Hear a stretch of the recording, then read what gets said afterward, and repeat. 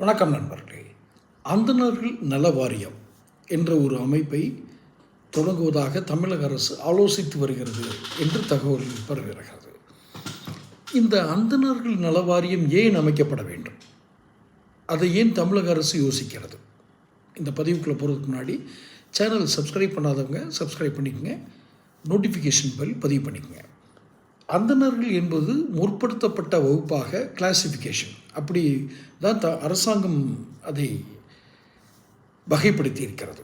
ஆனால் அந்தணர்களுடைய இயல்பாகவே அந்தணர்கள் படித்து ஒரு நல்ல பொசிஷனில் இருக்காங்க, அமெரிக்காவில் வேலையில் இருக்காங்க, பல பட்டப்படிப்புகள் படித்திருக்காங்க, வெளிநாட்டில் வேலை பார்க்குறாங்க, நீதிபதிகளாக இருக்காங்க, வழக்கறிஞர்களில் முன்னிலையில் இருக்காங்க.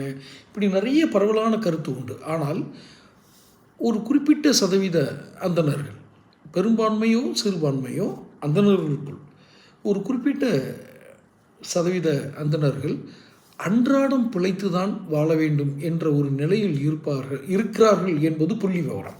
இது வெளிப்படையாகவே நாம் பார்க்கலாம். சமையல் வேலைக்கு போகிறவங்க, ஹோட்டலில் வேலை செய்கிறவங்க, அதாவது பணியாட்களாக ரூம் பாய்ஸ்ன்னு சொல்லுவாங்க இல்லையா, அந்த மாதிரி வேலை செய்கிறவங்க, ஹோட்டலில் வேலை செய்கிறவங்க நிறைய பேர் அந்தணர்கள் இப்படி வறுமையில் வாடுகிறார்கள்.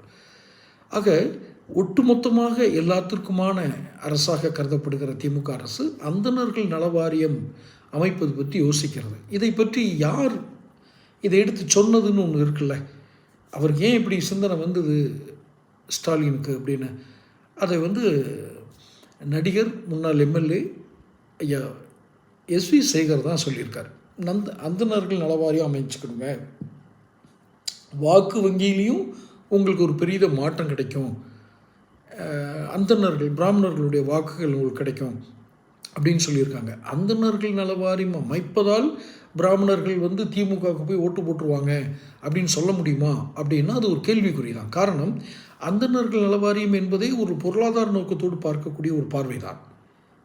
ஆனால் இவர்கள் தொடர்ந்து இந்து தெய்வங்களை இழிவுபடுத்துவதும் கேவலமாக பேசுவதும், அதுவும் கனிமொழி போன்றவர்களெல்லாம் தங்களுக்கு வாய்க்கு வந்ததை பேசுவதும், அதையும் பொருட்படுத்தாமல் அந்தண நல வாரியம் அமைத்து விட்டார் என்பதற்காக திமுகவுக்கு பிராமணர்கள் ஓட்டு போட்டு விடுவார்களா, வாக்களித்து விடுவார்களா அப்படின்னா அது சற்று சந்தேகம். காரணம், இந்து மத நம்பிக்கை என்பது பொருளாதாரத்தின் அடிப்படையில் வருவதில்லை.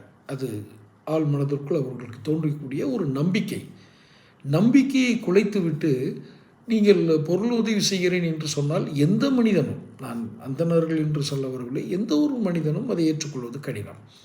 அந்தண நல வாரியம் இந்த திட்டம் யாருக்கு வெற்றி தரும்? தொடர்ந்து பேசுவோம். Channel subscribe